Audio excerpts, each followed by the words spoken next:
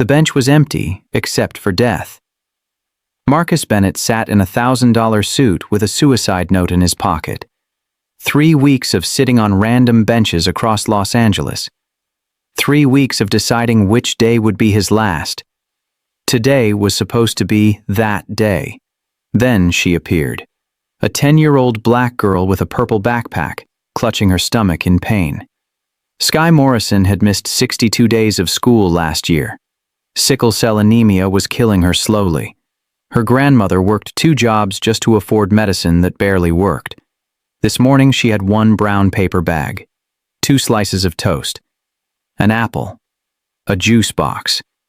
Her only meal until dinner. She looked at the sad man in the expensive suit. Then she did something impossible. Sky walked over to a billionaire ready to die and gave him everything she had. 3 weeks later, his lawyers showed up at her door. What they told her, grandmother, changed everything. Before we dive into this story, let us know where you are watching from in the comment section and what time is it right there. Then don't forget to subscribe to our channel to support the work we do here.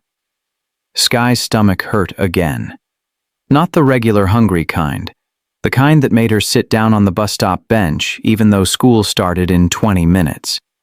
She opened her backpack. Inside was the brown paper bag her grandmother packed that morning. 2 slices of toast with butter. An apple. A juice box. "You eat every bite, baby," Grandma had said. "You need your strength."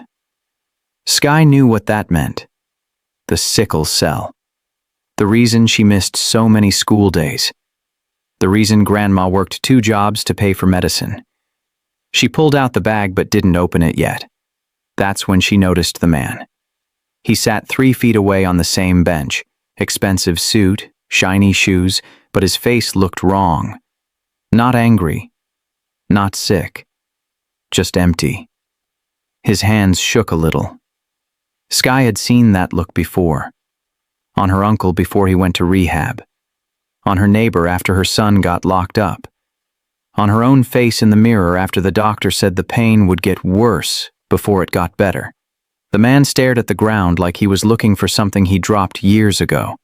Sky's grandmother always said you can tell when someone's spirit is breaking. This man's spirit wasn't just breaking, it was already broken. She looked at her breakfast, then at him, then at her breakfast again. The smart choice was to eat it. She needed it. Her body needed it. Grandma would be upset if she came home and found out Sky gave away her food again. But Sky had learned something in her 11 years. When you've hurt as much as she had, you recognize pain in other people. Even strangers. Even rich strangers in expensive suits. She stood up. Walked over. Held out the brown paper bag. "You look like you need this more than me," she said. The man looked up. His eyes were red. For 5 seconds he just stared at her like she was speaking another language. "I can't take your food," he finally said. His voice cracked. "My grandma packed extra," Sky lied. "I already ate at home." Another lie. But this one felt right. The man's hand reached out slowly. He took the bag. His fingers were still shaking. "Thank you," he whispered. Sky smiled. Not a big smile. Just enough to let him know somebody saw him. Somebody cared. Then she walked toward school with an empty backpack and an empty stomach, but something in her chest that felt fuller than it had in months. She didn't know his name. She didn't know he was a billionaire. She didn't know his daughter had just died from the same disease that was killing her. She just knew he needed help. And that was enough. Marcus Bennett sat on that bench for another hour holding the brown paper bag. He didn't eat it right away. He just held it. 3 weeks ago, his daughter Emma died in his arms at Cedars-Sinai Medical Center. 8 years old, sickle cell anemia. The same disease that took his wife 6 years before that. He had billions. He had research labs.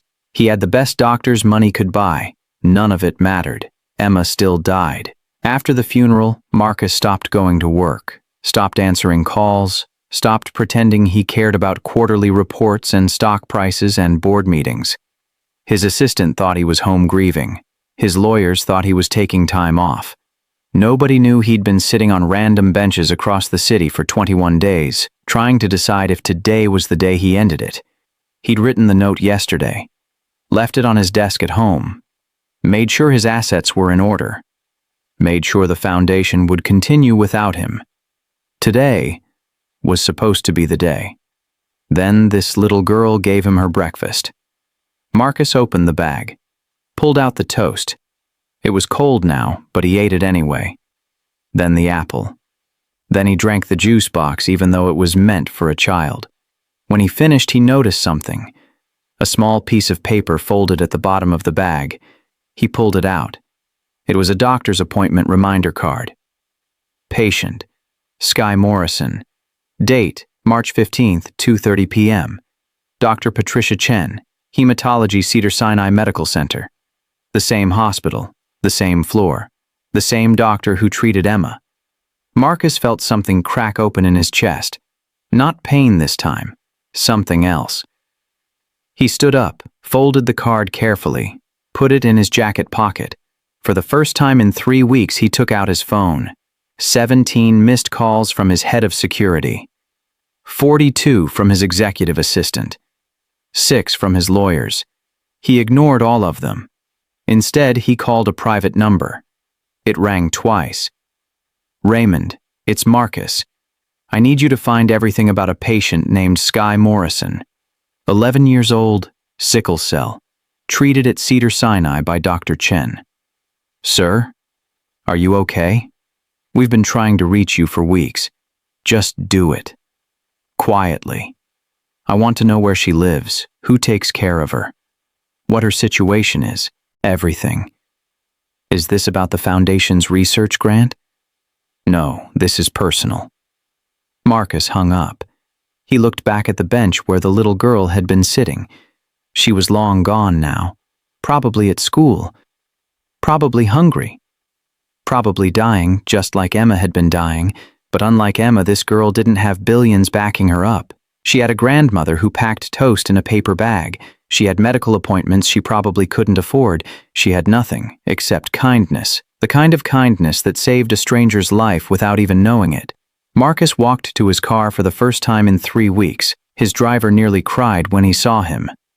Take me to the office, Marcus said. Sir, are you sure you're ready? No, but I have work to do. Sky made it to school 40 minutes late. Mrs. Patterson didn't even look up when she walked in, just pointed to her seat. Nice of you to join us, Miss Morrison. Sky slid into her desk. Her best friend Jasmine leaned over. You okay? You look pale. I'm fine. You gave away your breakfast again, didn't you? Sky didn't answer. Jasmine knew her too well. The morning dragged. Math, reading, social studies. Sky's stomach growled through all of it. By lunchtime, the pain in her abdomen was back. Sharper this time. She stood in the cafeteria line with her lunch card, the one that gave her free meals because Grandma's income qualified them. She wasn't ashamed of it anymore. Half the kids in school had the same card. She got her tray, chicken nuggets, green beans, fruit cup, milk. But when she sat down, she could only eat half. The pain was getting worse. You need to go to the nurse, Jasmine said. I'm fine. Sky, you're sweating. I said I'm fine. She wasn't fine. She knew it. Jasmine knew it. But if she went to the nurse, they'd call Grandma. Grandma would leave work. Grandma would lose hours. They couldn't afford that. Sky pushed through the rest of the day. When the bell rang at 3, she packed up slow, walked to the bus stop slow. Everything slow because fast hurt too much. Grandma was already home when Sky walked in. That was wrong. Grandma worked until 6 on Tuesdays. Baby, come sit down. Sky's heart dropped. Something was wrong. What happened? Nothing bad. Just sit. Sky sat on the couch. Grandma sat next to her. Her face looked tired, more tired than usual. I got a call today at work, from a lawyer. A lawyer? Why? He said his client wanted to remain anonymous, but he saw you do something kind for someone, and he wants to help. Help how? Grandma's hands were shaking. She pulled out an envelope, opened it. Inside was a check. Sky couldn't even count all the zeros. "This can't be real," Grandma whispered. "How much is it?" $50,000. Sky felt dizzy. That was more money than she'd ever seen. More money than she knew existed in real life. "There's a letter too," Grandma said. She unfolded it, read it out, loud. "Dear Miss Morrison, your act of kindness reminded someone that goodness still exists in this world. This gift comes with no strings. Use it however you need, but know that more help is coming. You are not alone anymore." It wasn't signed. Grandma started crying. Not sad crying, the other kind. "This pays for your medicine, for 6 months at least, maybe more." Sky should have felt happy, should have felt relieved, but something felt off. "Grandma, who was watching me?" "What do you mean? How did they know my name? How did they know we needed help?" Grandma wiped her eyes. "I don't know, baby. But right now I'm not asking questions. I'm just saying thank you." Sky looked at the check again, at all those zeros. She thought about the man on the bench, his empty eyes, his shaking hands. Was it him? And if it was, what did he want? Marcus sat in his office on the 47th floor staring at the file Raymond put together. Sky Morrison, age 11, lives with grandmother Patricia Morrison in a 2-bedroom apartment in Crenshaw. Mother died in childbirth. Father unknown. Diagnosed with sickle cell at age 3. Medical bills, $847,000 and climbing. Insurance coverage. Medicaid. Covers basics. Doesn't cover the new treatments. Doesn't cover the experimental therapies that might actually save her life. Grandmother's income. $31,000 a year working as a cafeteria manager and weekend housekeeper. Bank account balance. 462. Marcus closed the file, opened his laptop, sent 3 emails, first to his head of legal, second to his foundation director, third to Dr. Chen. 20 minutes later, his phone rang. "Marcus, it's Patricia Chen. I got your email. You want to fund treatment for one of my patients?" Sky Morrison, yes. "May I ask why?" "Personal reasons." "Marcus, I treated Emma. I know what you're going through, but this girl isn't your daughter." "I know that. Then why?" Marcus didn't answer right away. How could he explain that a child's kindness stopped him from killing himself, that her brown paper bag saved his life? "Because I can help her," he finally said. "And I should." Dr. Chen was quiet for a moment. "Her case is complicated. The standard treatments aren't working well. She needs the new gene therapy trial, the one your foundation is funding. Put her in it. Marcus, there's a waiting list, 53 children ahead of her. Then move her up. I can't just, you can. I'm the one funding it. Move her up." Another pause. "This isn't how medical ethics work. Dr. Chen, how many of those 53 kids will die waiting?" Silence. "That's what I thought," Marcus said. "Get her in the trial. Bill everything to me personally, not the foundation, me. This could cost millions. I have millions. And if it doesn't work, then at least we tried." He hung up, looked out the window at the city below. Somewhere down there, Sky was probably doing homework, probably in pain, probably wondering who sent that check. She'd find out soon enough, but not yet. His assistant knocked on the door. "Sir, the board wants to know if you're attending tomorrow's meeting." "Yes." "They also want to know about the foundation's new initiative, the one you launched this morning." Marcus had spent 3 hours that morning restructuring his entire charitable foundation. New focus, new mission, new everything. The Emma and Sky Initiative for Sickle Cell Research. $1 billion over 5 years. Free treatment for any child who needed it. No waiting lists, no insurance requirements, no families choosing between medicine and rent. Tell them it's non-negotiable, Marcus said. Anyone who has a problem with it can resign. His assistant nodded and left. Marcus pulled out the appointment card from his pocket.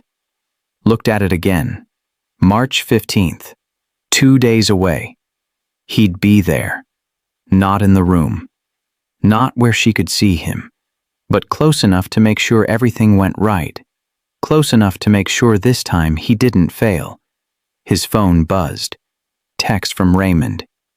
The check cleared. Grandmother picked up the girl's medicine an hour ago. First time in 3 months she's had a full prescription, Marcus typed back. Good. What's next? You tell me, sir. Marcus looked at Sky's file again, at her school records, straight A's despite missing 62 days last year. Despite the pain, despite everything, this kid was a fighter, just like Emma had been. Set up a trust, he typed. Education fund, medical expenses, living costs, everything. Amount? Marcus didn't hesitate. 5 million. Anonymous. Make sure the grandmother has access but doesn't know where it came from. Sir, that's... Just do it. He put his phone down, looked at Emma's picture on his desk. I couldn't save you, he whispered. But maybe I can save her. Sky walked into Dr. Chen's office on March 15th, holding Grandma's hand. She'd been here 100 times before. Same waiting room, same nervous feeling, same posters on the wall about blood disorders and clinical trials. But today felt different. The receptionist smiled bigger than usual. Sky Morrison? Dr. Chen is ready for you. Go right in. That never happened. They always waited at least 30 minutes. Grandma squeezed her hand. Something's going on. What do you mean? I don't know, but I feel it. Dr. Chen stood when they entered. She wasn't alone. 2 other doctors were there. One Sky recognized from her hospital stays. The other was new. Sky, Mrs. Morrison, please sit. They sat. Sky's stomach tightened. Bad news always started with everyone being too nice. Am I dying? Sky asked. No, Dr. Chen said quickly. Actually, we have good news. Really good news. Grandma leaned forward. What kind of good news? We have an opening in our gene therapy trial. The treatment that could potentially cure Sky's sickle cell. Sky had heard about this trial. Kids at the hospital talked about it. It was the miracle treatment. The one that actually worked. The one nobody could afford. We can't pay for that, Grandma said. We barely afford the regular medicine. It's been taken care of, Dr. Chen said. By who? I'm not at liberty to say, but all costs are covered. The therapy, hospital stays, follow-up care, everything. Grandma's eyes filled with tears. This is him again. The man from the check. Dr. Chen didn't confirm or deny, just kept talking. The treatment involves collecting Sky's stem cells, modifying them to fix the genetic mutation, then putting them back. It's a one-time procedure. Success rate is 87%. And the other 13%? Grandma asked. The therapy doesn't take. We'd try other options. Sky spoke up. When do we start? Next week, if you agree. We need to run some tests first. Make sure you're strong enough. I'm strong enough? Dr. Chen smiled. I believe you are. They spent the next hour signing papers, consent forms, medical releases, pages and pages of documents. When they left, Grandma was crying again. This is a miracle, baby. A real miracle. Sky thought about the man on the bench. She still didn't know his name, didn't know what he looked like up close, but she knew he was doing this. Grandma, can we go back to that bench? The one where I gave away my breakfast. Why? I want to see if he's there. I want to say thank you. They took the bus across town, got off at the same stop, walked to the same bench. Nobody was there. Sky sat down anyway. Grandma sat next to her. You think he knows? Sky asked. Knows what? That he saved my life too. When he took my breakfast, when he didn't give up. Grandma put her arm around her. I think he knows, baby. They sat there for 20 minutes, waiting, hoping. The man never came, but someone was watching. Across the street in a black sedan, Marcus sat with tinted windows. He'd been coming to this bench every day for 2 weeks. Same time, same spot, waiting to see if she'd come back. And now she had. He watched her sit where he'd sat, watched her look around, watched her hope. Raymond sat in the driver's seat. You could just talk to her, sir. No, she doesn't need to know who I am. Why not? Because then it becomes about me, about my money, about what I lost. This needs to be about her, about what she's gaining. She wants to thank you. She already did, that morning, with the toast. Marcus watched Skye stand up, watched her and her grandmother walk away. He'd see her again soon, at the hospital, when the treatment started, but she wouldn't see him. That's how it had to be. The test took 3 days. Blood work, bone marrow biopsy, heart scans, lung function. They poked Skye with so many needles she stopped counting. Grandma stayed in the hospital room the whole time, slept in the chair next to the bed, missed work, didn't care. On the 3rd day, Dr. Chen came in with results. She's approved. We start Monday. Skye felt her chest tighten, not from pain this time, from fear. What if it doesn't work? She asked. Dr. Chen sat on the edge of the bed. Then we try something else. But Skye, I've been doing this for 20 years. I believe this will work. You believed it would work for other kids too. I heard you talking to that boy's mom last month. He didn't make it.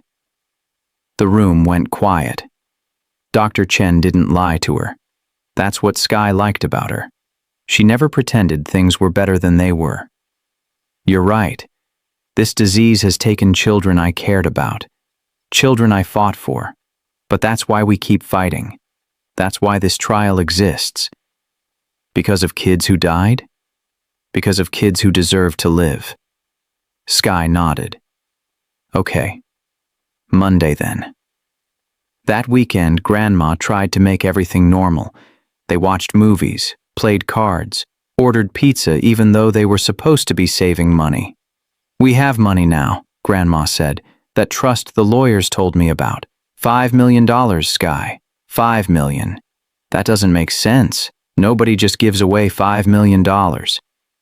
Someone who has more than $5 million does. Sunday night, Skye couldn't sleep. She kept thinking about the procedure, about the 87% success rate, which meant 13% failed. 13 out of every 100 kids. What if she was one of the 13? At 2 a.m, she got up, found her backpack, pulled out a notebook and pen. She started writing. Not a will. She was 11. What did she have to leave anyone? But a letter, just in case. Dear Grandma, if I don't make it, don't be sad. I'm not scared of dying. I'm scared of you being alone. But you're stronger than me. You're stronger than anyone. Use the money for something good. Maybe help other kids like me. Love, Skye. She folded it, put it in an envelope, wrote Grandma's name on it. Then she hid it under her mattress. Monday morning came too fast. They arrived at the hospital at 6. The pre-op team was waiting. They gave Skye a gown, started an IV, asked the same questions 3 different nurses had already asked. A new doctor came in, young guy, smiled too much. I'm Dr. Williams.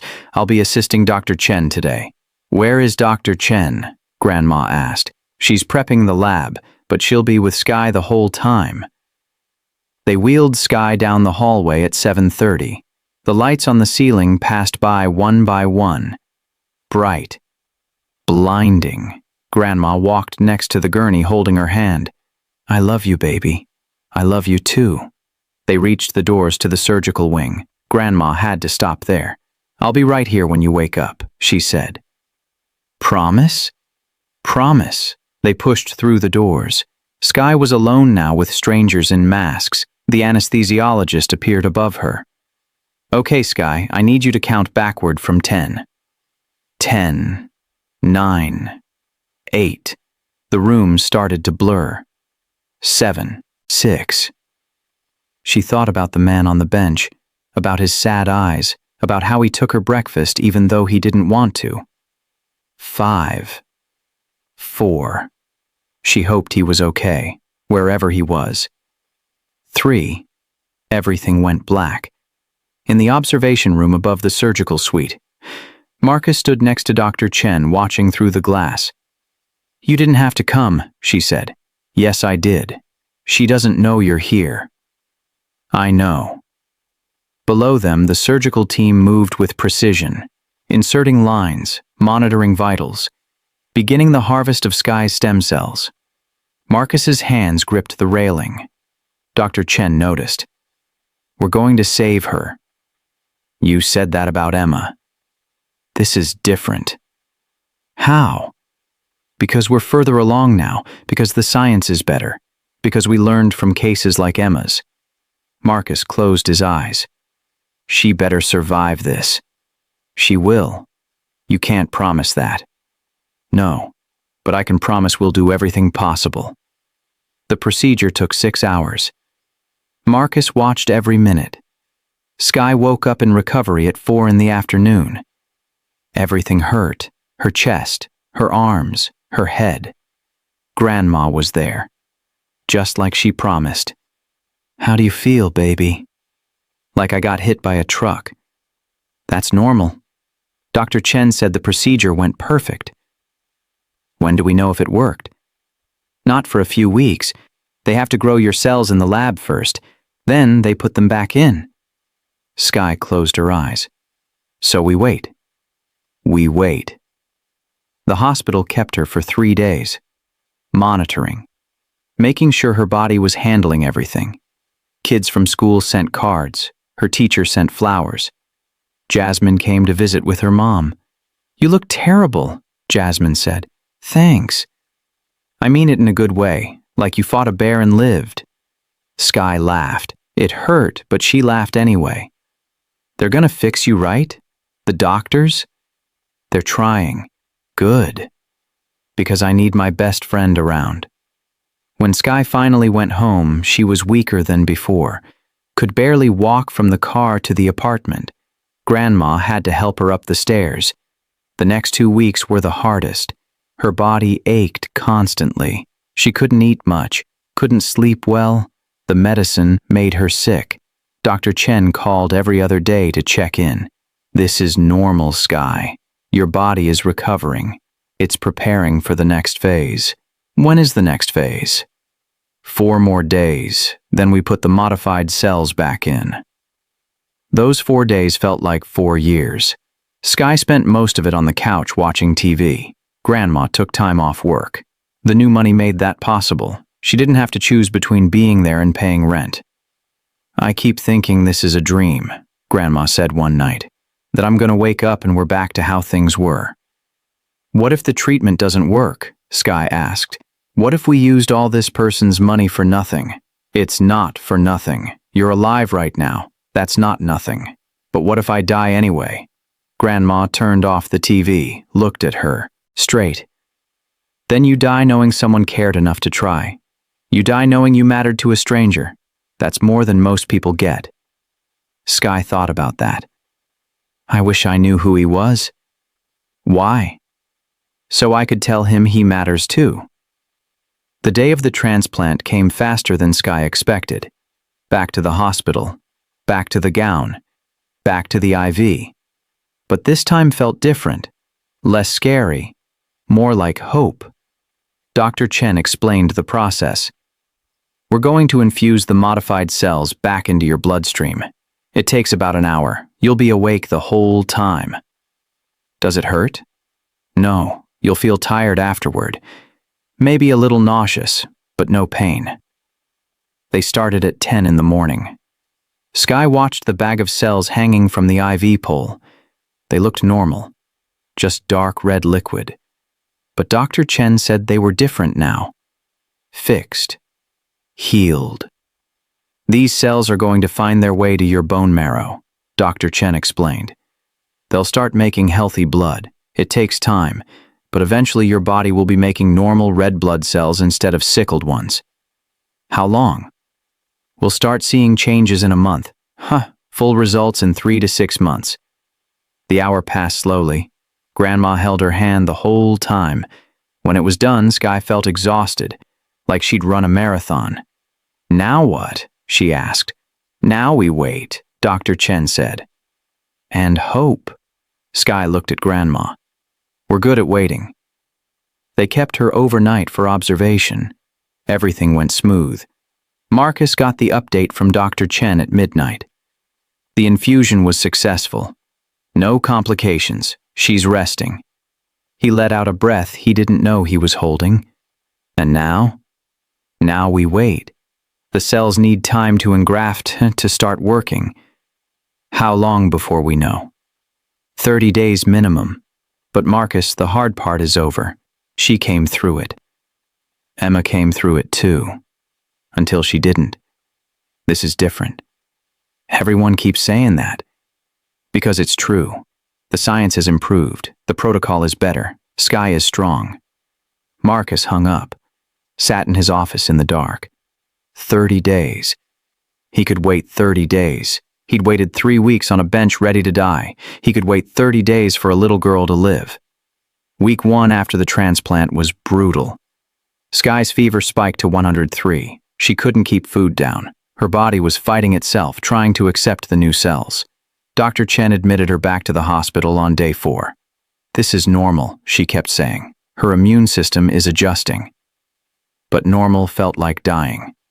Sky spent 5 days in the hospital hooked to machines, antibiotics, fluids, anti-nausea medication.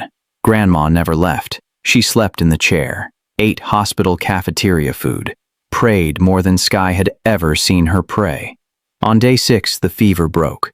On day 7, Sky ate half a sandwich. On day 8, they sent her home. The worst is over, Dr. Chen said. Now her body just needs to heal. Week 2 was better.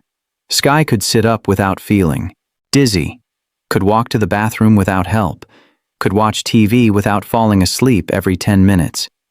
Jasmine came over after school most days. You missed the math test, she said. Mr. Peterson said you can make it up whenever. I don't care about math right now. You should. You're still the smartest kid in class. Not anymore. My brain feels like mush. That's just the medicine. It'll come back. Week 3. Sky started feeling almost normal. The pain in her joints was less. She could take deep breaths without her chest hurting. Dr. Chen did blood work on day 20. Your counts are improving, she said. The new cells are engrafting. Your body is accepting them. Does that mean it's working? It means we're headed in the right direction. Grandma cried when they got home. Happy tears this time. We're gonna make it, baby. I can feel it. But Sky wasn't celebrating yet. She'd gotten her hopes up before. When the last treatment was supposed to help, when the medicine was supposed to stop the pain, she'd learned not to trust good news until it lasted. Week 4 came with more tests, blood work, bone marrow biopsy, full panel. Dr. Chen called 3 days later. Sky, can you and your grandmother come in tomorrow? I want to discuss your results. The way she said it made Sky's stomach drop. Is it bad news? Just come in. 2 o'clock. They didn't sleep that night, both of them lying awake in the dark, wondering what Dr. Chen was going to say. At 2 o'clock, they sat in her office. Dr. Chen pulled up charts on her computer, numbers and graphs that meant nothing to Sky. Your hemoglobin is at 11.2. A month ago it was 7.8. Is that good? Grandma asked. It's excellent. Your sickled cells are down to 15%. They were at 90% before treatment. Sky sat up straighter. What does that mean? Dr. Chen turned the screen toward them. It means it's working. The gene therapy is working. Grandma grabbed Sky's hand, squeezed so hard it hurt. Are you saying she's cured? I'm saying she's responding better than we hoped. We need more time to call it a cure. But Sky, you're going to live. You're going to have a normal life. Sky couldn't speak, couldn't breathe, couldn't do anything but sit there and let the words sink in. She was going to live. After 11 years of pain and hospitals and wondering when her body would finally give up, she was going to live. Grandma was sobbing now, full-on sobbing. Dr. Chen came around the desk, hugged them both. You did it, Sky. You fought and you won. When they left the office, Sky felt lighter than she had in years. They walked through the hospital lobby, past the gift shop, past the pharmacy. That's when Sky saw him, the man from the bench. He was standing near the elevator, talking to someone on his phone. Expensive suit, same shiny shoes. Their eyes met for just a second. He froze. She froze. Then he turned and walked away, fast. Too fast. Grandma, that's him. Who? The man, from the bench, the one I gave my breakfast to. Sky ran after him. Well, walked fast. She still couldn't run. Wait, please wait. He didn't stop. Got on the elevator. The doors started to close. Sky reached them just in time. She saw his face clearly now, saw the recognition in his eyes, saw something else too, guilt or maybe fear. Thank you, she said as the doors shut. He didn't respond, just stared at her through the closing gap. Then he was gone. Grandma caught up. Was that him? Yeah. Why didn't he stop? I don't know. But Sky did know. She knew exactly why. He wasn't ready to be thanked, wasn't ready to be seen. Just like she hadn't been ready to be saved. But it didn't matter. She'd seen him. She'd said thank you. And somehow that felt like enough. Marcus sat in his car in the hospital parking garage. His hands were shaking again, just like they had on the bench. She'd seen him. She'd recognized him. She'd said thank you. He wasn't ready for that. His phone rang. Raymond. Sir, Dr. Chen said the meeting went well. The girl's responding to treatment. I know, I was there. She saw you? Yeah. What did you do? I ran. Like a coward. Raymond was quiet for a moment. Why didn't you just talk to her? Because I don't deserve her gratitude. She saved my life. I'm just returning the favor. That's not how she sees it. It doesn't matter how she sees it. Marcus hung up, started the car, drove home to his empty mansion in the hills. Everything in that house reminded him of Emma. Her toys still in her room, her drawings on the fridge, her backpack by the door. He'd been planning to pack it all up. Before the bench. Before Sky. Now he couldn't. He sat in Emma's room that night, on her bed, holding her favorite stuffed animal. I met her today, he said to the empty room. The girl I told you about. She's getting better. The treatment's working.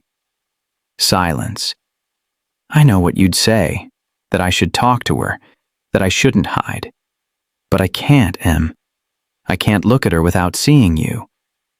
More silence. He put the stuffed animal back, left the room, closed the door. The next morning his assistant called. Sir, there's a woman here to see you. Says it's urgent. Won't give her name. Tell her I'm not available. She says her granddaughter gave you breakfast. Marcus's chest tightened. Send her up. 5 minutes later, Patricia Morrison walked into his office. She was smaller than he expected. Older. Tired looking, but her eyes were strong. Mr. Bennett? How did you find me? I'm not stupid. $1 million treatments don't come from nowhere. And my granddaughter described you perfectly. The internet did the rest. She sat down without being asked. I came to say, thank you. You don't need to thank me. Yes, I do. You saved my baby's life. She saved mine first. Patricia studied his face. You're the man from the bench. The one who took her breakfast. Yes. Why were you there? Marcus didn't answer right away. But something about this woman made him want to be honest. I was going to kill myself that day. Your granddaughter stopped me. Patricia's expression didn't change. She just nodded, like she'd suspected as much. You lost someone, she said, not a question. My daughter, Emma, she had sickle cell too. I'm sorry. So am I. They sat in silence for a moment. Then Patricia spoke again. Sky wants to meet you. Properly. Not through elevator doors. I can't. Why not? Because every time I look at her, I see Emma. I see what I couldn't save. That's not fair to Sky. I know. Patricia leaned forward. Mr. Bennett, I lost my daughter too. Sky's mother. Bled out giving birth. I watched her die and couldn't do anything about it. Marcus looked up. So I understand what you're feeling, Patricia continued. That guilt, that anger, that why her and not me feeling. But you know what I learned? What? That I couldn't let my daughter's death stop me from loving her daughter. That would dishonor both of them. This is different. How? Because I have billions. I had resources. I should have been able to save Emma. And I should have been able to save my daughter. But money doesn't buy miracles. Money doesn't buy more time. All it can do is give people a fighting chance. Marcus felt something crack in his chest. The same feeling he'd had when Sky gave him that brown paper bag. She wants to meet me? He asked. She wants to thank you properly. Face to face. When? Tomorrow, at the bench. Where it all started. 2:00. Patricia stood, walked to the door, then turned back. My granddaughter is alive because of you, but you're alive because of her. Don't waste that, Mr. Bennett. Don't waste what she gave you. She left. Marcus sat alone in his office, staring at Emma's picture on his desk. What do I do, Em? The picture didn't answer, but somehow he knew anyway. He pulled out his phone, texted Raymond. Clear my schedule tomorrow at 2. I have a meeting. With who? Someone important. He looked at Emma's picture one more time. I think you'd like her, Em. I think you two would have been friends. For the first time in months, Marcus smiled. A real smile. Not a sad one. Sky arrived at the bench 15 minutes early. She wore her best dress, the blue one Grandma bought her for church. Her hair was braided. She wanted to look good for this. Grandma sat next to her. You nervous? Yeah. Don't be. He's just a person. A person with billions of dollars who saved my life. A person who you saved first. At exactly 2:00, a black car pulled up. The back door opened. Marcus stepped out. He looked different up close. Older than Sky thought. More tired, but his eyes were the same. Still sad, but less empty than before. He walked over slowly, stopped a few feet from the bench. Hi, he said. Hi, Sky replied. An awkward silence hung between them. Then Marcus sat down. Same spot he'd been in that morning. Same exact place. I'm Marcus Bennett. I'm Sky Morrison, but you already know that. I do. Another silence. Grandma stood up. I'll be over there, she said, pointing to a coffee shop across the street. You two talk. When she left, it was just Marcus and Sky on the bench. Your grandmother came to my office yesterday, Marcus said. I know, I told her to. She said you wanted to meet me. I wanted to say thank you. For real this time. Not through an elevator. Marcus looked at his hands. You don't need to thank me. Yes, I do. You paid for my treatment. You gave us money. You changed everything.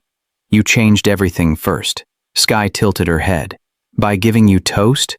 By giving me a reason to keep going. He turned to look at her now. Really look at her. That morning I was going to kill myself. I'd been planning it for 3 weeks. I had the note written. I had everything ready. And then you showed up. Sky's eyes went wide. Really? Really? Why? Marcus took a deep breath. I had a daughter, Emma. She was 8. She died from sickle cell anemia. the same thing I have. Had. Past tense. Dr. Chen says you're responding well. She said I'm gonna live a normal life. Good. They sat quietly for a moment. Then Sky spoke. I'm sorry about your daughter. I'm sorry you had to go through all that pain. It's not as bad now. I still hurt sometimes, but not like before. Marcus nodded. Emma used to say the same thing, that some days were okay and some days were bad. What was she like? Marcus smiled. A small, sad smile. She was stubborn. Smart. Always asking questions. She wanted to be a doctor when she grew up. I want to be a doctor too.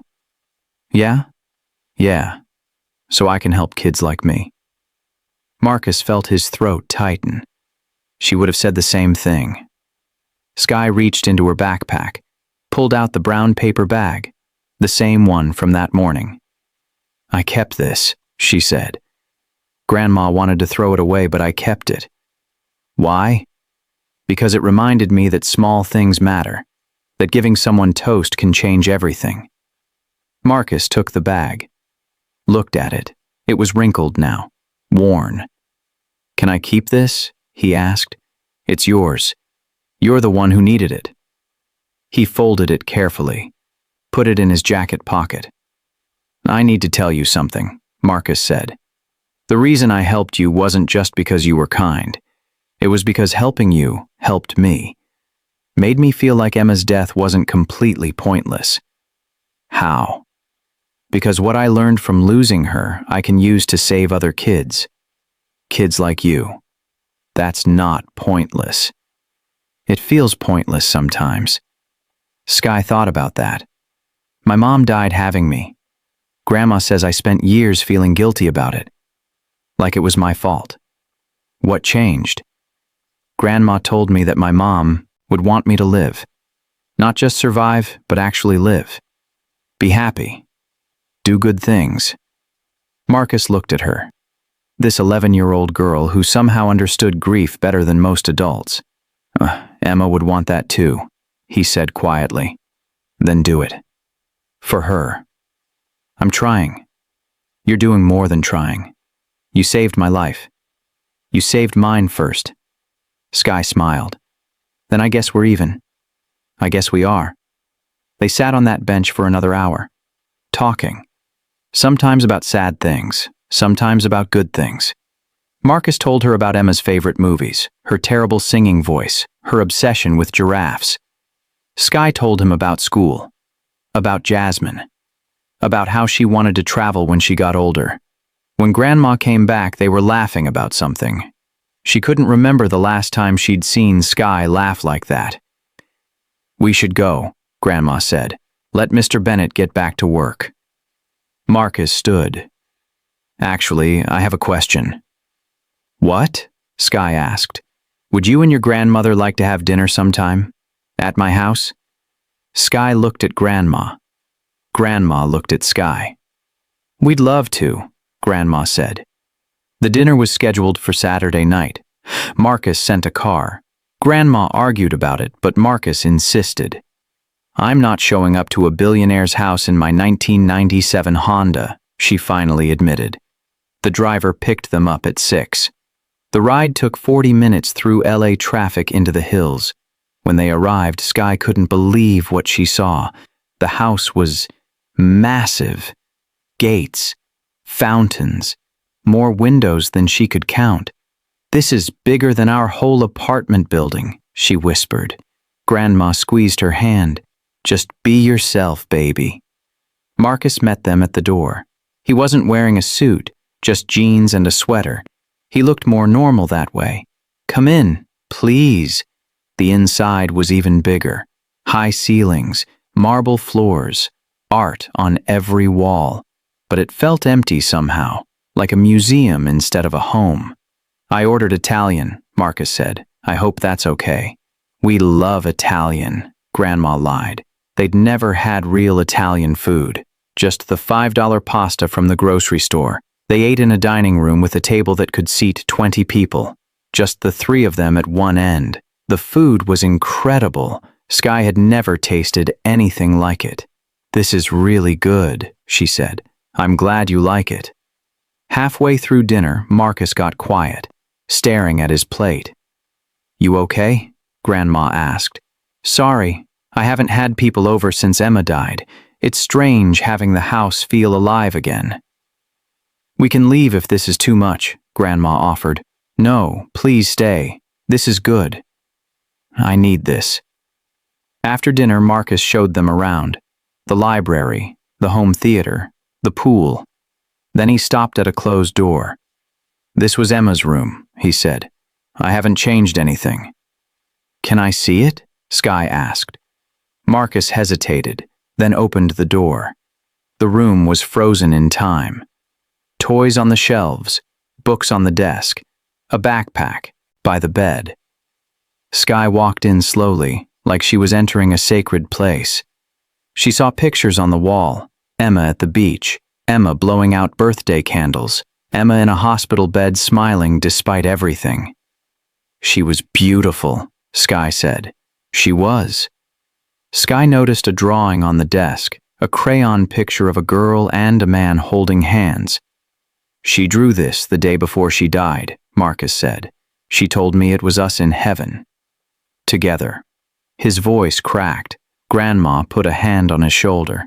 "She's still with you, Mr. Bennett, in everything you do." "I know. But knowing doesn't make it easier." Sky picked up a stuffed giraffe from the bed. Was this her favorite?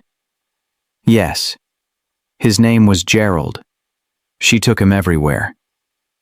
"Can I tell you something?" "Of course." "I think Emma sent me to that bench. I think she knew you needed help and she sent me." Marcus looked at her. "You really believe that?" "Yeah. Because I almost didn't sit down that day. I was going to walk straight to school. But something made me stop. Something made me sit. Maybe it was just coincidence. Or maybe it was her." Marcus didn't argue. Couldn't argue. Because part of him believed it too. They stayed in Emma's room for a while, Marcus telling stories, Sky listening, Grandma watching them both. When they finally left the room, Marcus closed the door gently. "Thank you," he said. "For what?" Sky asked. "For not being scared of her memory. Most people don't know what to say. They avoid talking about her. That's dumb. You should talk about people you love, even if they're gone. You're wise for 11. I've had a lot of time to think. Hospital beds do that." They went back downstairs, had dessert, chocolate cake that was too fancy for Sky's taste, but she ate it anyway. At 9 o'clock, the driver brought the car around. "Thank you for coming," Marcus said at the door. "Thank you for having us," Grandma replied. Sky hugged him, just walked up and hugged him. Marcus froze for a second, then hugged her back. "You're going to be okay," she whispered. "I promise." When they pulled away, Marcus had tears in his eyes. "So are you," he said. On the drive home, Grandma was quiet. "You okay?" Sky asked. "That man is broken, baby." "I know. But I think you're helping fix him." "He's helping fix me too." Grandma smiled. "That's how it works sometimes. Broken people fixing each other."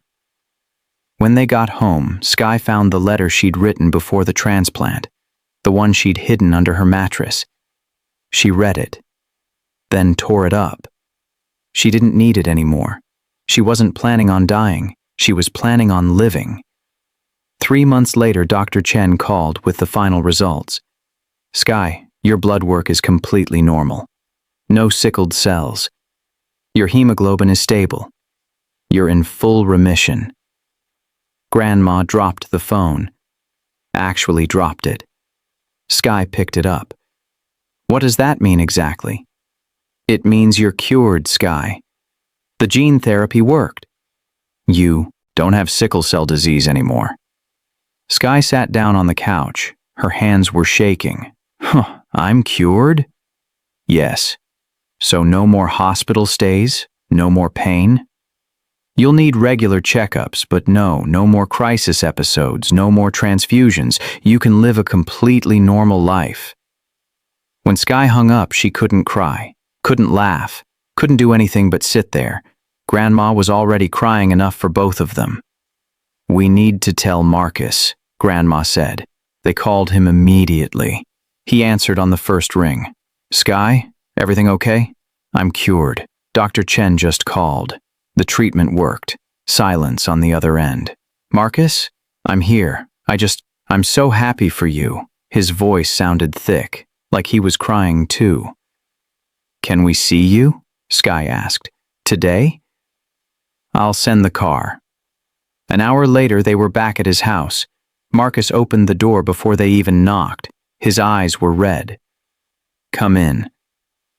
They sat in the living room, the formal one they hadn't used last time. "I told the foundation board this morning," Marcus said, "about your results. They want to expand the program. Treat 50 more kids this year." "Because of me?" Sky asked. "Because you proved it works. You're the success story we needed." Grandma wiped her eyes. "So other kids won't have to suffer like Sky did?" "That's the plan." Marcus pulled out an envelope, handed it to Sky. "What's this?" "Open it." Inside was a letter, official looking, lots of big words. Grandma read it out loud, her voice shaking. "Dear Miss Morrison, we are pleased to inform you that you have been selected as the first youth ambassador for the Emma and Sky Initiative for Sickle Cell Research." She stopped, looked at Marcus. "You named it after both of them?" "I did. Emma would have wanted that." Grandma kept reading. "As youth ambassador, you will help raise awareness, meet with researchers, and share your story with families affected by sickle cell disease." Sky looked up. "You want me to work for you?" "With me. Not for me. If you want to. What would I have to do?" "Tell your story. Help other kids understand they're not alone. Be the hope Emma never got to see." Sky thought about it. About all those hospital stays. All those kids she'd met who were still fighting. "Okay, I'll do it." Marcus smiled. "There's a salary, $20,000 a year, for speaking engagements and events. You're gonna pay me? You're doing work. Work gets paid." Grandma shook her head. "Mr. Bennett, you've already done so much. This isn't charity, Mrs. Morrison. Sky has value beyond what I gave her. Her voice matters. Her experience matters. She deserves compensation." The first event was scheduled for 3 weeks later. A fundraising gala for the foundation. 500 people, rich donors, media coverage, the whole thing. Sky was terrified. "I don't know what to say to those people." Marcus sat with her the week before, helping her prepare. "Just tell the truth. Tell them about the bench, about the breakfast, about what it's like to live with this disease." "What if I mess up?" "Then you mess up." "Ha, nobody's perfect. You're paying me $20,000. I should be perfect. I'm paying you $20,000 to be yourself. That's all anyone wants." The night of the gala, Sky wore a dress Marcus bought her. Green, her favorite color. Grandma came too, looking elegant in something new as well. The ballroom was enormous, crystal chandeliers, round tables everywhere, people in tuxedos and gowns. Sky felt out of place immediately. "I can't do this," she whispered to Marcus. "Yes, you can. Just breathe." Dinner came first. Sky barely ate. Her stomach was in knots. Then the speeches started. The foundation director spoke. Some doctor spoke. A politician spoke. Then Marcus took the stage. 3 months ago, I was ready to give up on life. I'd lost my daughter. I'd lost hope. I was sitting on a bench contemplating ending everything. The room went silent. Then an 11-year-old girl gave me her breakfast. She didn't know who I was. Didn't know what I was planning. She just saw someone in pain and wanted to help. He looked at Sky. "That girl is here tonight, and I'd like her to tell you her story. Please welcome Sky Morrison." Everyone started clapping.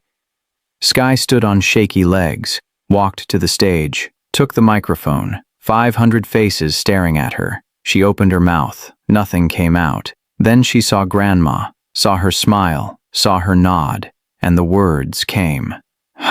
My name is Sky Morrison, and 6 months ago, I was dying. Sky spoke for 12 minutes. She told them about the pain, about missing school, about watching Grandma work 2 jobs just to afford medicine that didn't even work. She told them about the bench, about the man who looked like he'd lost everything. She told them about giving away her breakfast even though she needed it. I didn't think about it, she said. I just did it. Because when you've hurt as much as I have, you recognize hurt in other people. The room was completely silent. Mr. Bennett saved my life with his money, but I think maybe I saved his life with toast, and that's the point. You don't need billions to make a difference. You just need to care. When she finished, the applause was deafening. People stood up. Some were crying. Marcus met her as she left the stage, hugged her tight. That was perfect, he whispered. After the gala, everything changed. The video of Sky's speech went viral. 2 million views in 3 days, then 5 million, then 10. News stations called. Magazines wanted interviews. The foundation's donation page crashed from too much traffic. Sky woke up one morning to Grandma staring at her phone. Baby, you're famous. What? Look. Articles everywhere. 11-year-old saves billionaire's life with breakfast. From dying to thriving, Sky Morrison's miracle story. The toast that changed everything. Sky read them all. Some got the story right, others made stuff up. One article called Marcus her adopted father. That wasn't true. Another said she was terminally ill. Also not true. Does this bother you? Grandma asked. A little, but if it helps other kids get treatment, I don't care. The foundation's waiting list disappeared in 2 weeks. 50 kids got into the gene therapy trial, then 100, then 200. Marcus called it the Sky effect. You're making people care, he told her. That's more valuable than any donation. But it wasn't all good. Some people online said the story was fake, that Marcus staged it for publicity, that Sky was an actress. Ignore them, Marcus said. People who've never suffered don't understand people who have. Sky tried to ignore it, but it hurt seeing strangers call her a liar. Then one comment stopped her cold. Must be nice having a rich white man save you. What about the kids who don't get lucky? She showed it to Marcus. They have a point, she said. What do you mean? I got lucky. You happened to be on that bench. But what about all the other kids? The ones who don't meet billionaires? Marcus sat back. That's why we're expanding the program. It's not enough. There are thousands of kids with sickle cell. You can't save them all. No, but we can try to save as many as possible. Sky thought about that. What if we did more than treatment? Like what? Like prevention. Like making sure people know about sickle cell before they have kids. Like genetic testing. Like education. Marcus smiled. You've been thinking about this. I have a lot of time to think now that I'm not in pain. Okay, let's do it. You tell me what you want and I'll make it happen. Over the next month, Sky and Marcus built something new. The Sky Speaks program. School presentations about sickle cell. Free genetic testing in Black communities. Support groups for families. Sky did the first presentation at her own school. 50 kids showed up, including Jasmine. Sickle cell is a genetic disease, Sky explained. It mostly affects Black people. 1 in 13 Black babies carries the trait. She showed pictures of herself in the hospital, hooked up to machines, looking half dead. This was me 6 months ago. I was dying, but I got lucky. Most kids don't. A boy in the back raised his hand. How much did your treatment cost? $3 million? Gasps around the room. That's insane, someone said. It is insane. That's why we're trying to change it. Make it affordable, make it accessible. Another hand. Why does it only affect Black people? It doesn't only affect us, but it's more common in Black communities because of genetics. Our ancestors in Africa developed it as protection against malaria. So it was good once? Yeah. But now it just causes pain. After the presentation, kids lined up to talk to her. Some asked about the treatment.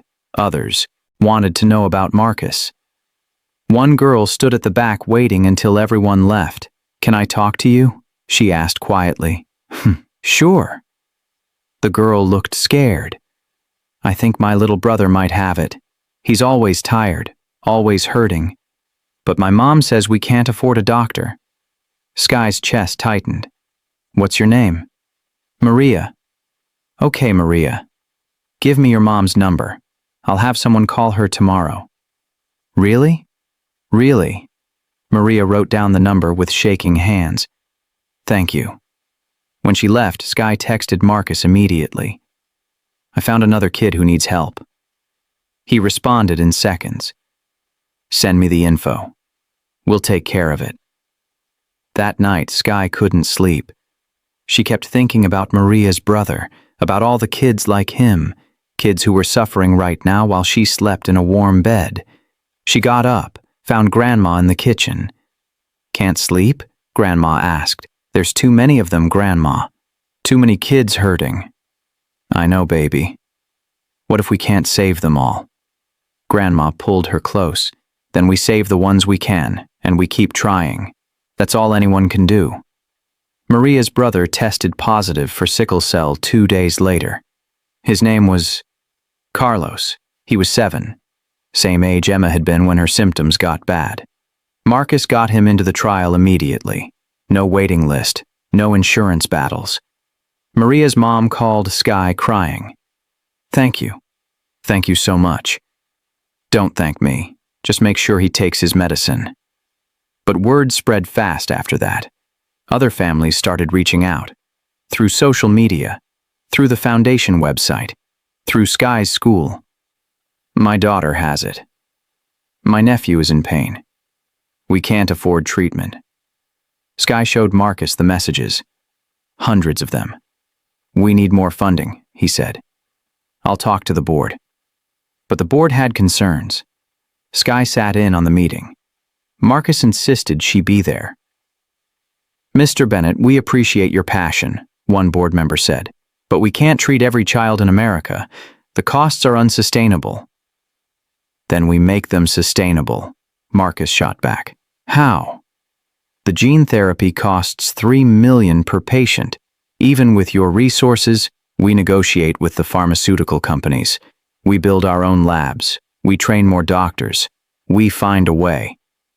Another board member spoke up. "There are liability issues. If we promise treatment and can't deliver, then we deliver. That's not complicated." "Mr. Bennett, you're being emotional about this." Marcus stood up. "My daughter died because we ran out of options. Sky almost died for the same reason. How am I supposed to not be emotional?" The room went quiet. Sky raised her hand. "Can I say something?" Everyone looked at her. "You're all talking about money and liability. But you're forgetting something. These are kids. Real kids. Not statistics." One board member smiled condescendingly. "We understand that, dear. But we have fiduciary responsibilities." "I don't care about your responsibilities. I care about Carlos and Maria and all the other kids who are hurting right now while you talk about budgets." Marcus grinned. "She has a point." "Mr. Bennett, with all due respect, perhaps this discussion should happen without the kid who actually lived through this?" "No. She stays." The meeting went another hour. Lots of arguing, lots of numbers on spreadsheets. Finally, they reached a compromise. The foundation would commit to treating 500 kids in the next year. After that, they'd reassess. It wasn't perfect, but it was something. When they left the conference room, Marcus looked exhausted. That was brutal, he said. Are they always like that? Usually worse. You being there actually helped. How? They can't argue with you. You're the proof it works. 3 weeks later, Sky did her second school presentation, this time at a high school across town. Bigger crowd, older kids, harder questions. Why should we care? One kid asked. Most of us don't have sickle cell. Because empathy isn't optional, Sky replied. Today it's sickle cell. Tomorrow it could be cancer, or diabetes, or something else. Suffering doesn't discriminate. After the presentation, a teacher approached her. That was impressive. Have you thought about college? Sky laughed. I'm 11. I know, but you're a natural speaker. You should consider communications. Or public health. It was the first time anyone had talked to Sky about her future beyond just surviving.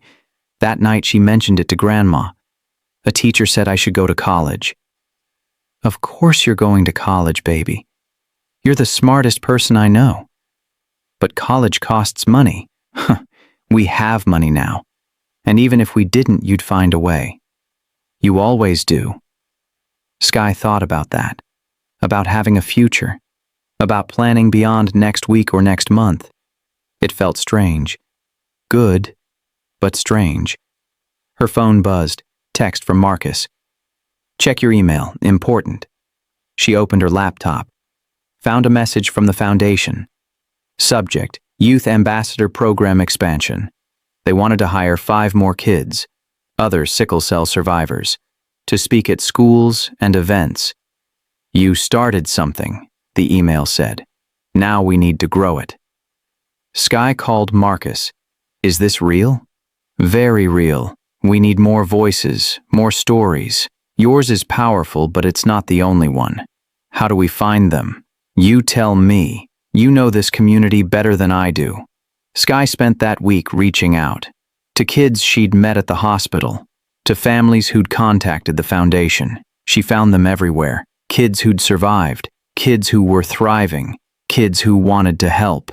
By the end of the month, they had their 5. Jamal, age 16, basketball player, had been in remission for 2 years. Destiny, age 13, artist, just finished treatment 3 months ago. Keisha, age 15, debater, never let sickle cell stop her from competing. Marcus, age 12, named, after the same president, not the billionaire, loved science, and Teresa, age 14, quiet but determined, had lost her twin sister to the disease. They met for the first time at Marcus's house. 6 kids. All survivors. All fighters. Welcome to the team, Sky said. We're going to change the world. Jamal laughed. That's ambitious. Maybe. But we're all still alive when we shouldn't be. If that's not a miracle, I don't know what is. Marcus watched them from the doorway. This was what Emma would have wanted. Kids helping kids. Hope spreading like wildfire. He pulled out his phone, took a picture, sent it to Dr. Chen with a message. Look what we started. She responded immediately. Emma would be proud. Marcus looked at the photo again. 6 kids laughing. 6 kids living. Yeah, he whispered. She would be. The youth ambassadors started speaking at schools across California.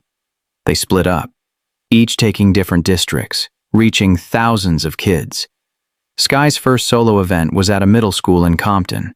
200 students packed the auditorium. She was nervous without Marcus there, but she got through it.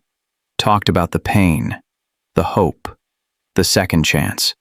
Afterward, a girl approached her, couldn't have been more than 10. My cousin has it.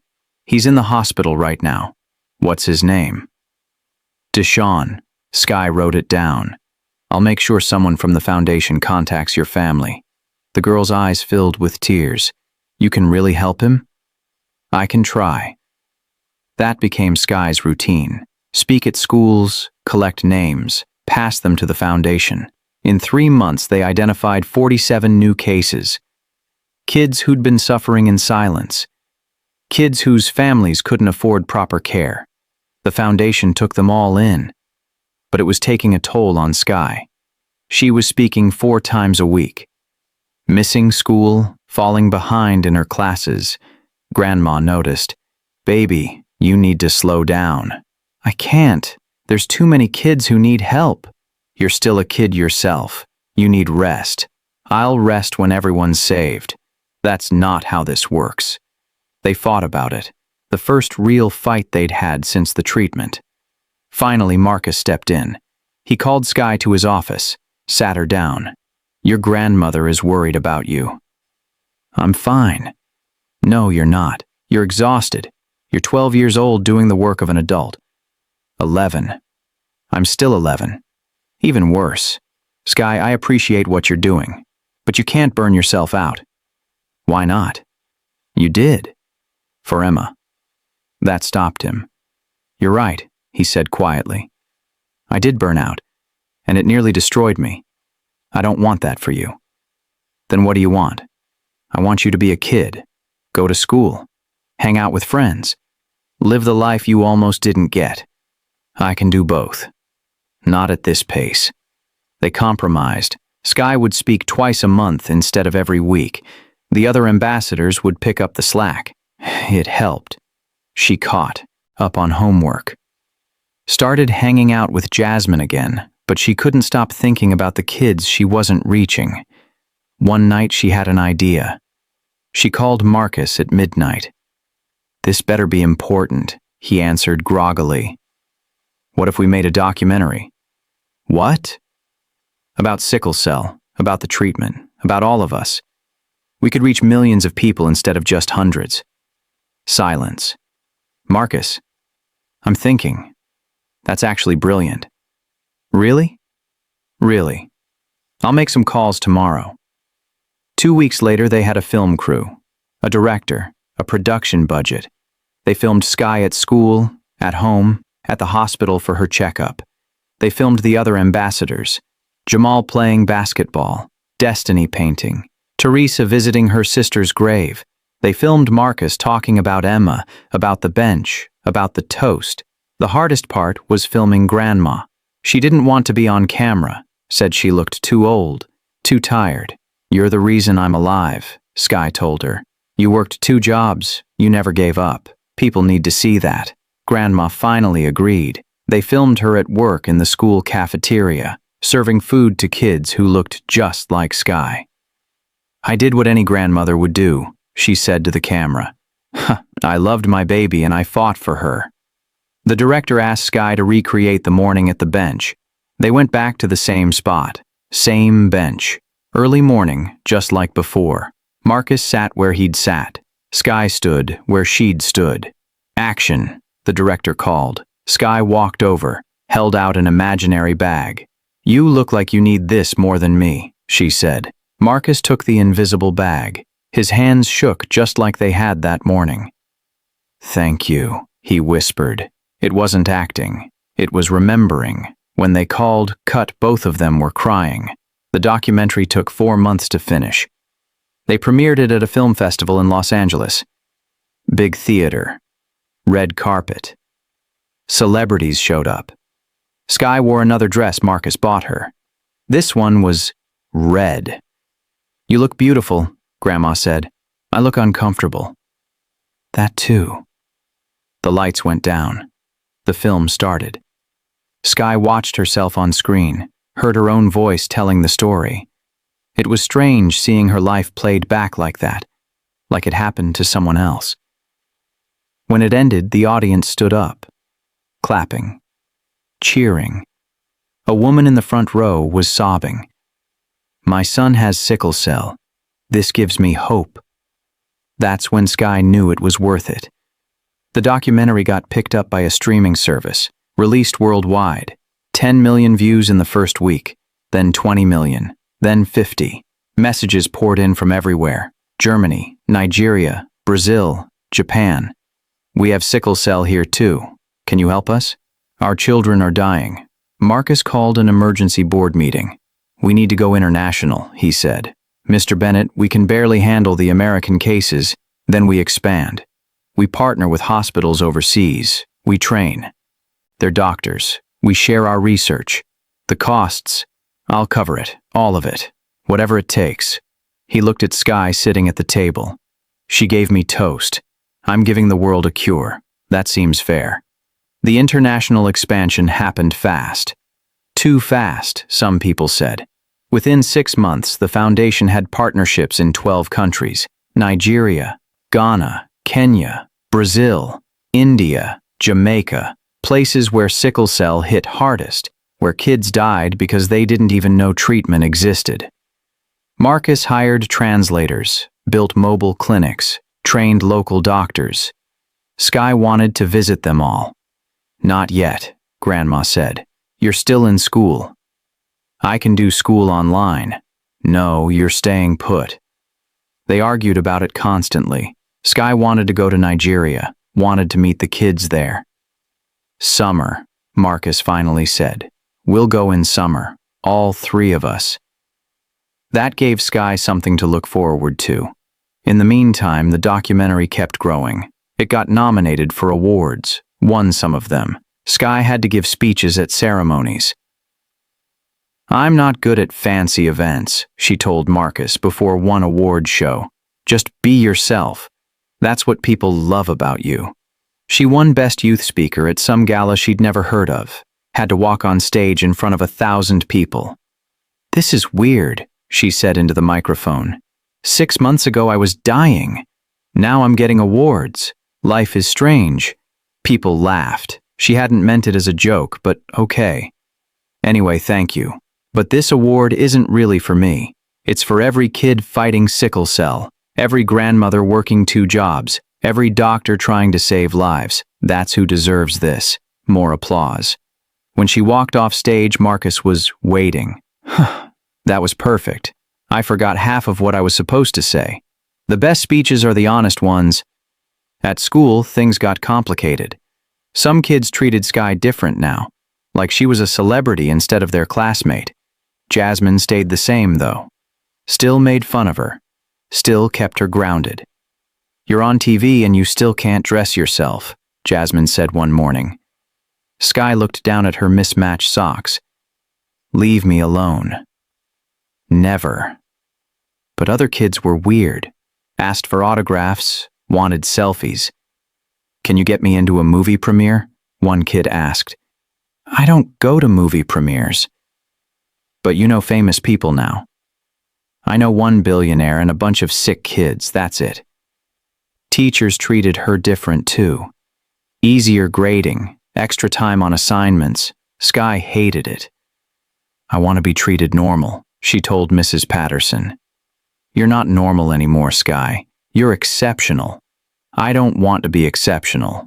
I want to be 11. But being 11 wasn't really an option anymore.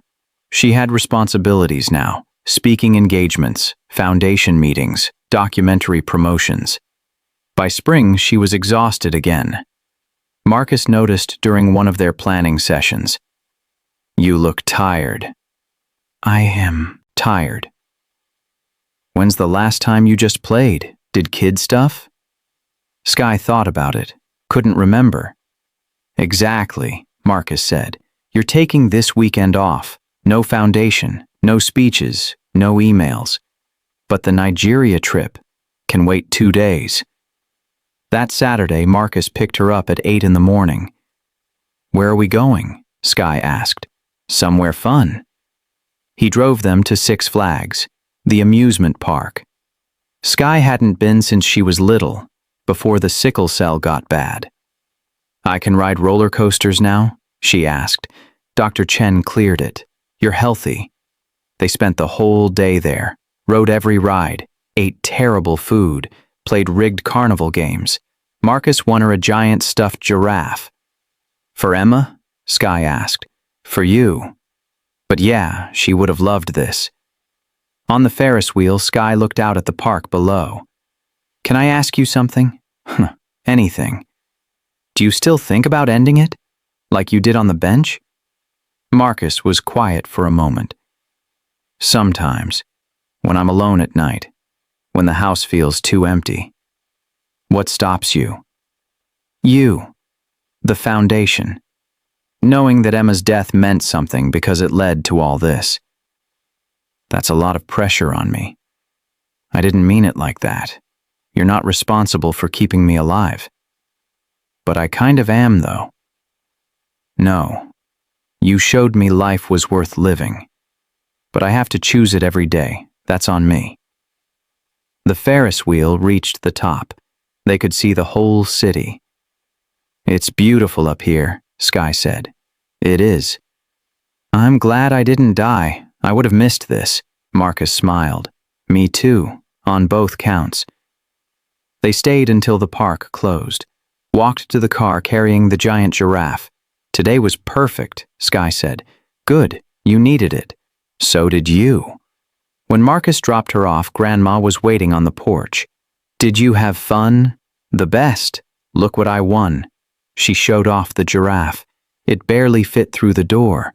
That night, Sky slept better than she had in months. No nightmares about hospitals, no stress about speeches, just dreams about roller coasters and cotton candy and being a kid. When she woke up Monday morning, she felt ready again. Ready for the foundation, for Nigeria, for whatever came next. But first she had to finish her math homework. Some things never changed. Summer came and they flew to Nigeria. Sky had never been on a plane before. Never left California. The flight was 14 hours. She slept most of it.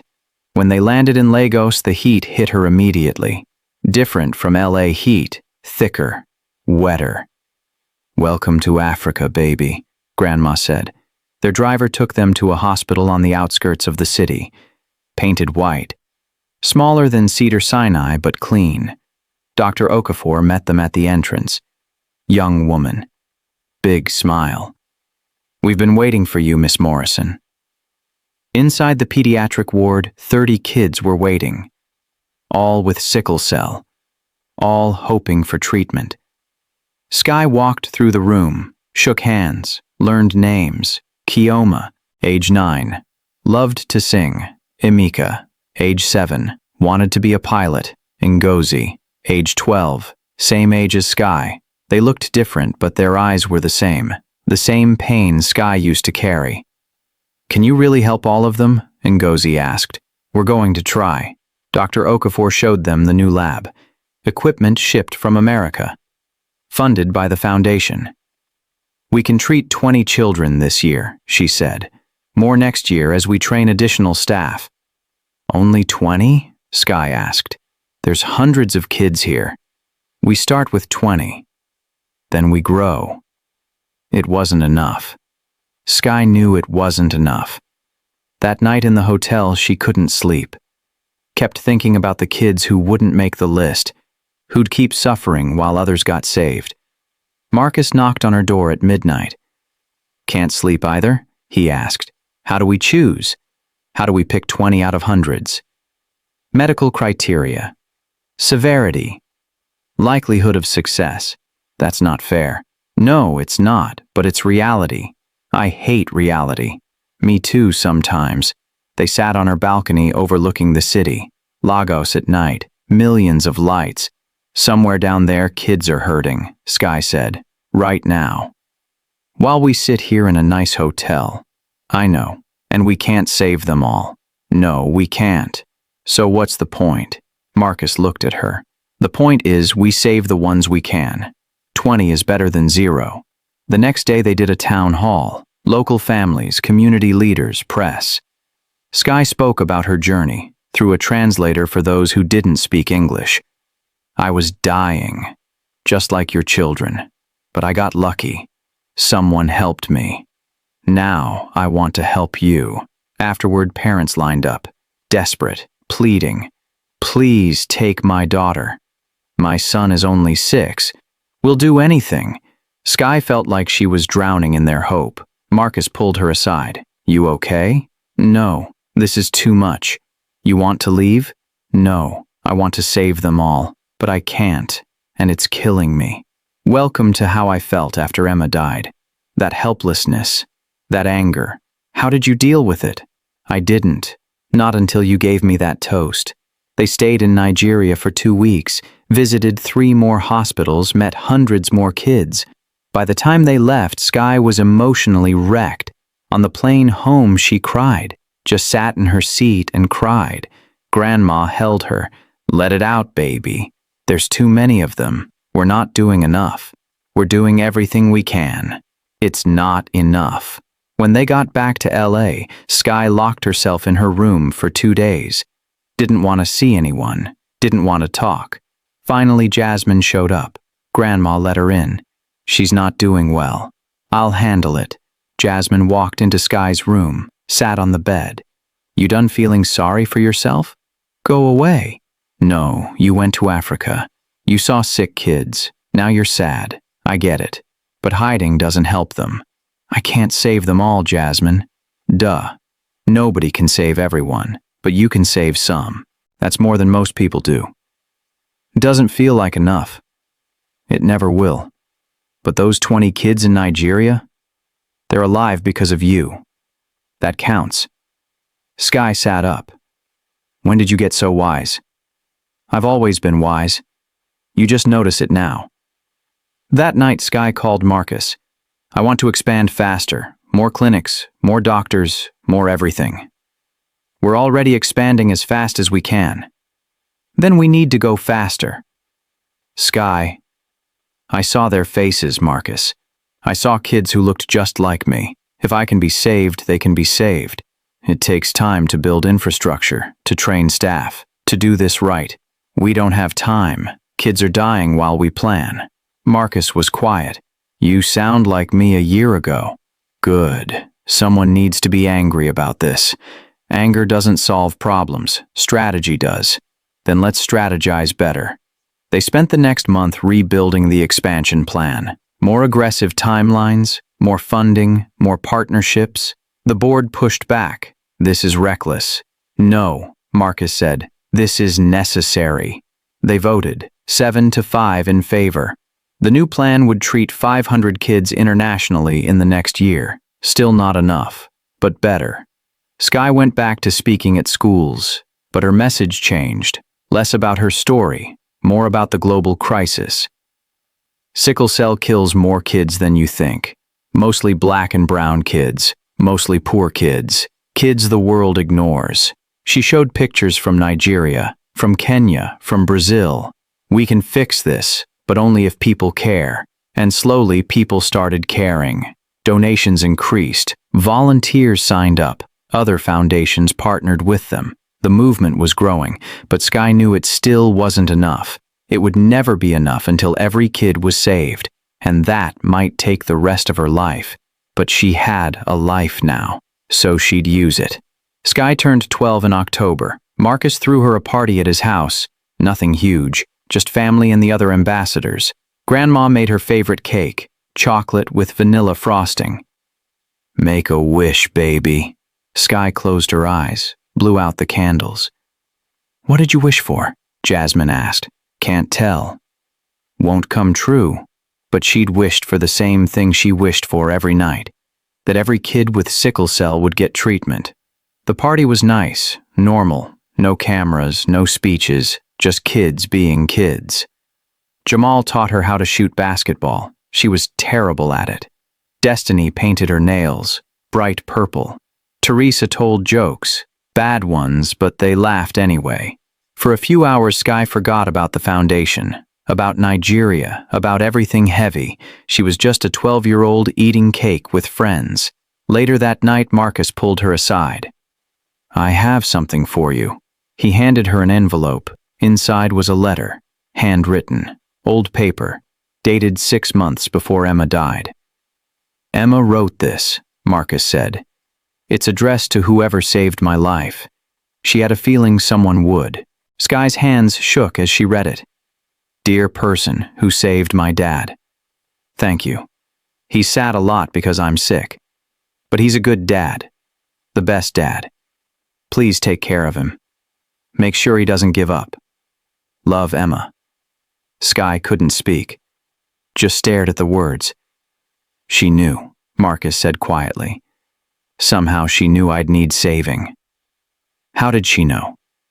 Kids understand things adults don't. She saw my pain even when I tried to hide it. Sky folded the letter carefully. Can I keep this? It's yours. She wrote it for you. That letter became Sky's most valuable possession.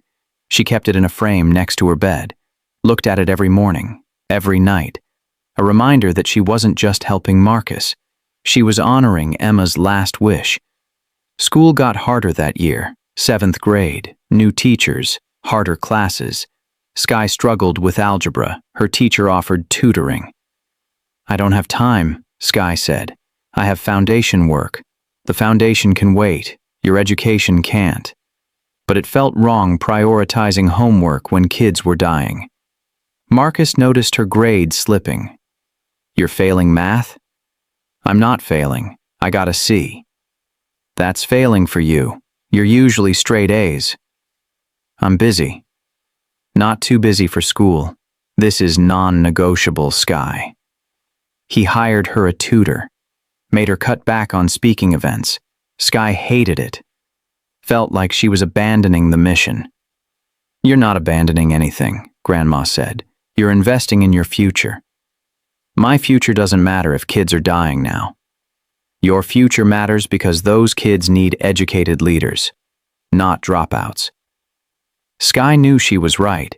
Didn't make it easier. The tutor helped. By November, her grades were back up, but she felt guilty every time she studied instead of working on foundation stuff. December brought unexpected news. The gene therapy got FDA approval for widespread use.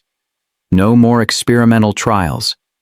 It was official treatment now. Insurance companies had to cover it. Dr. Chen called with the update. This changes everything, Sky.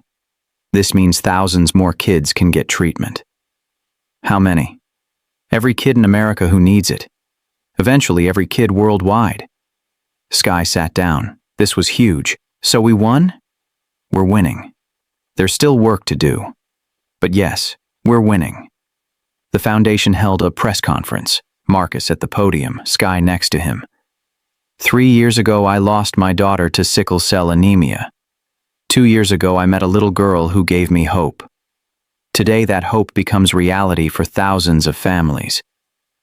Cameras flashed. Reporters shouted questions. Mr. Bennett, how much money have you invested in this? $2 billion so far. Worth every penny. Sky, how does it feel knowing you helped make this happen? She leaned into the microphone. It feels good. But we're not done. Kids in other countries still need help. That night, the story was everywhere. News channels, social media, newspapers. Gene therapy approved for sickle cell. Billionaire's mission saves thousands. The girl who changed everything. Sky watched the coverage with Grandma. You did it, baby. You really did it. We did it. All of us. Her phone buzzed. Text from Jasmine. You're famous again. Can I have your autograph? Sky laughed, texted back. Never. But underneath the celebration was a weird feeling, like the mission was ending, like her purpose was complete. She mentioned it to Marcus the next day. What do I do now? The fight's over. The fight's never over, Sky. It just evolves. Into what? That's up to you.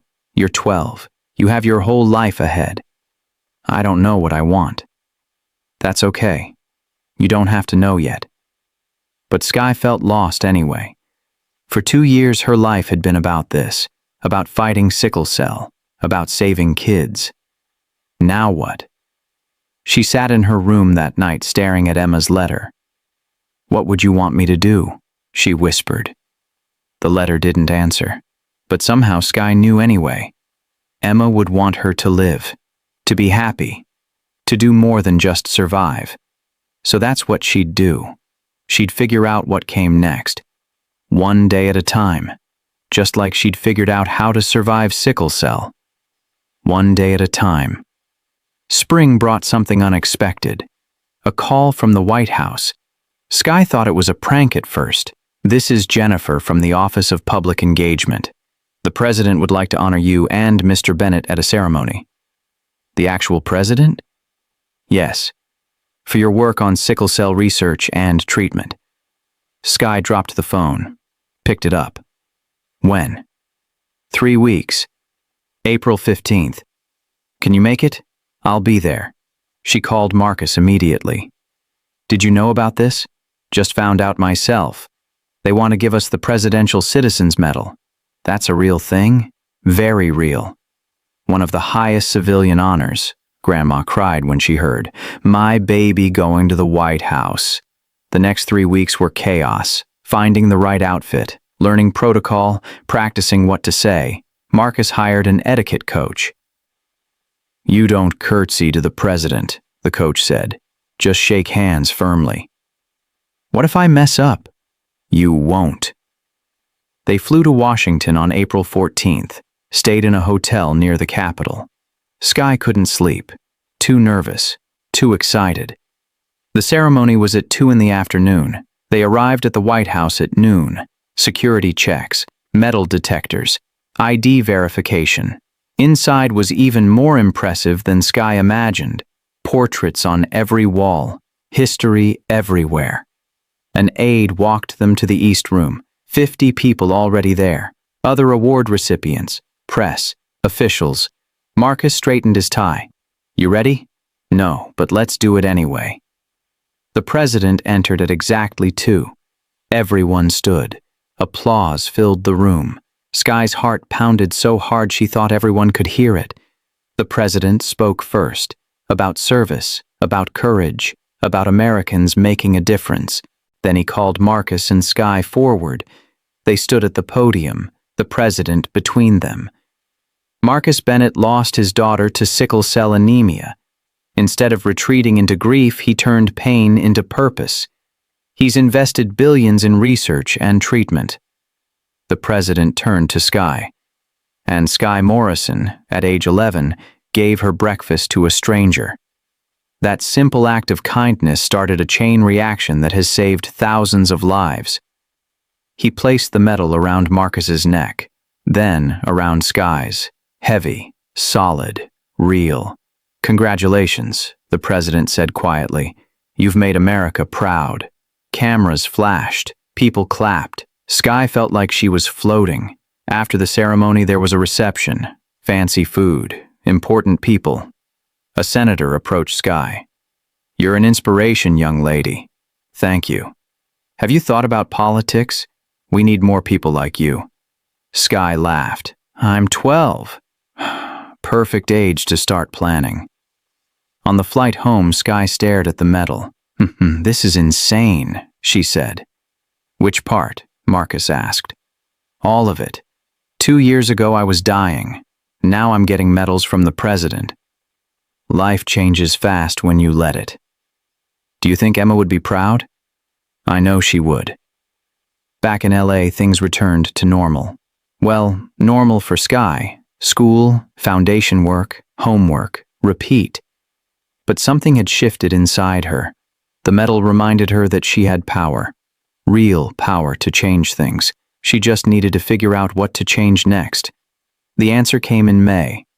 A news story about foster kids aging out of the system. 18-year-olds with nowhere to go.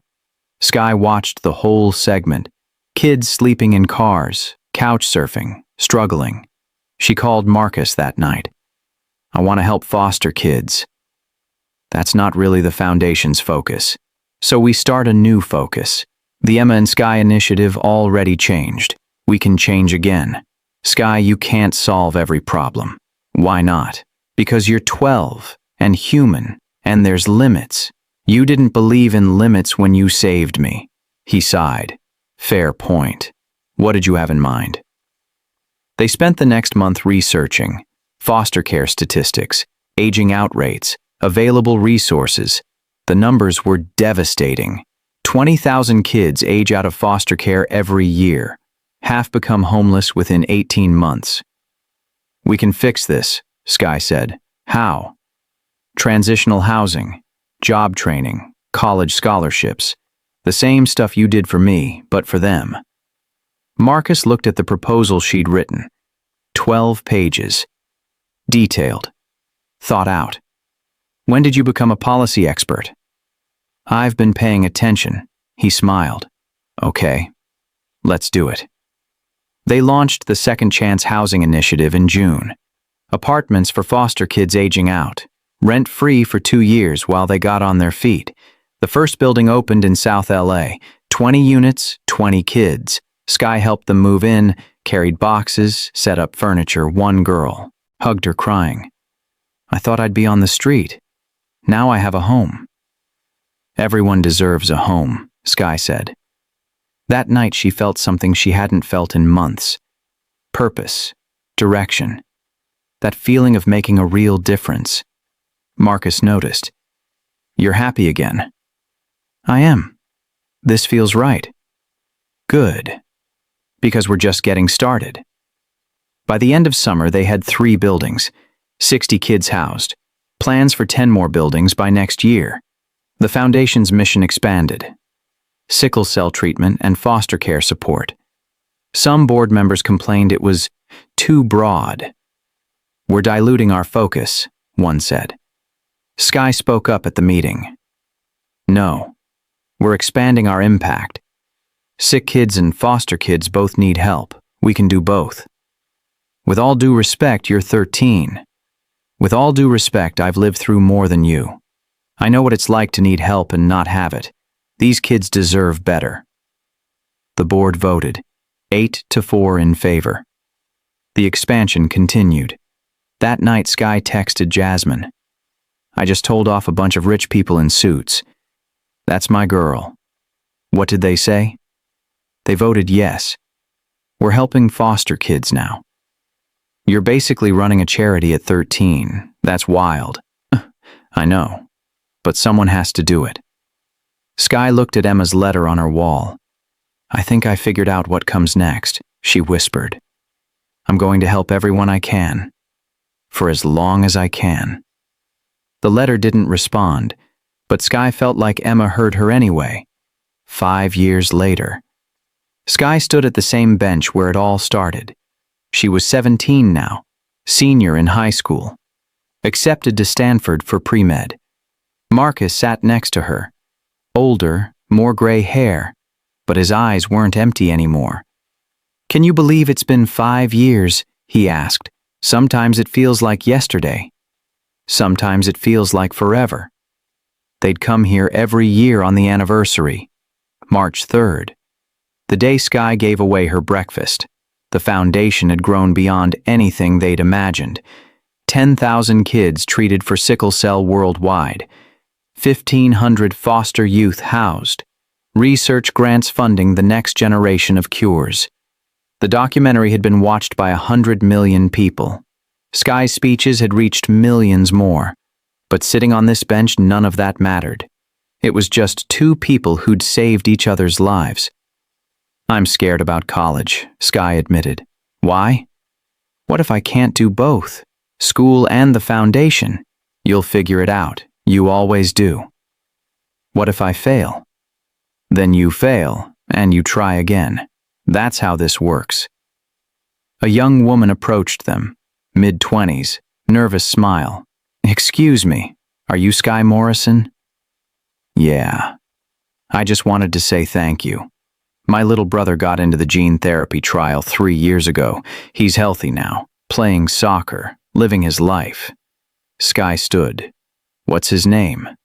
Carlos. The name hit her. Carlos? Maria's brother? You remember? Of course I remember. Maria hugged her. He asks about you all the time. You're his hero. How is he? Perfect. No more pain. No more hospitals, just a normal kid. After Maria left, Sky sat back down. That's why we do this, Marcus said. I know. But sometimes I wonder if it's enough. It's never enough. But it's something. Grandma arrived a few minutes later, walking slower now. 70 years old, but still working. Not because she had to. Because she wanted to. She managed 3 of the housing buildings, helped kids navigate adulthood. You two ready? She asked. They walked together to the foundation's new headquarters, a building Marcus bought and renovated. Inside were hundreds of people, staff, volunteers, families, kids who'd been treated. The 5-year anniversary celebration. Sky didn't want to speak. She'd given enough speeches. But Marcus insisted. She took the podium at 7, looked out at the crowd, saw faces she knew, faces she'd saved, faces that had saved her. 5 years ago, I gave a sad man my breakfast. I had no idea what would happen next. She found Marcus in the crowd. He smiled. That man saved my life with his money, but I think I saved his life with something simpler. Kindness. She paused, collected her thoughts. We've helped a lot of people in 5 years, but here's what I learned. You don't need billions to make a difference. You just need to care. You need to see someone hurting and decide to help. She looked at Grandma, at the other ambassadors, at the families. Emma Bennett died before I met her father, but her legacy lives in every kid we've saved, every family we've helped, every life we've changed. Her voice cracked. I wish she was here to see this, to see what her dad built in her honor.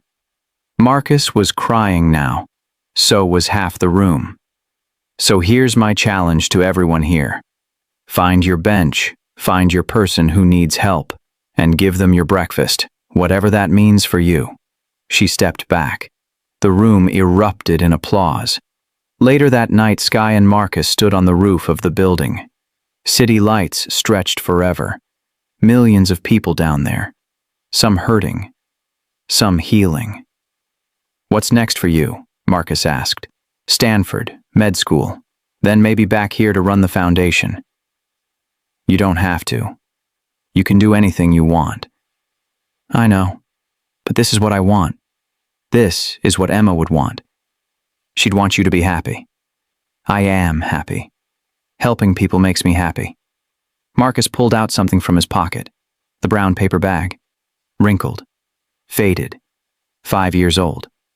I still carry this, he said. Why? Reminds me that the smallest things can change everything. Sky took it, held it carefully. Do you still think about ending it? Like you did that day? No, not anymore. You gave me a reason to stay. Good. Because the world needs you. The world needs both of us. They stood there in silence. 2 survivors. 2 fighters. A billionaire and a girl who gave away her breakfast. Unlikely friends, unlikely heroes. But that's how the best stories start. With something small, something simple, something kind, and then everything changes. Below them, the city hummed with life. Somewhere down there, another kid was hurting. Another person was losing hope. Another miracle was waiting to happen.